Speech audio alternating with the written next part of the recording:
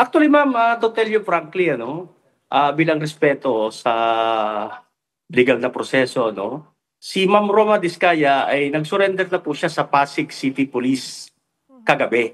Mhm. At bilang pagpapatunay na wala siyang tatakbuhan sa mga kasong yung kinakaharap nila, sinurrender po rin niya ang kanyang Philippine passport sa PNP Pasig City. Kagabi lang po ito ginawa. Opo.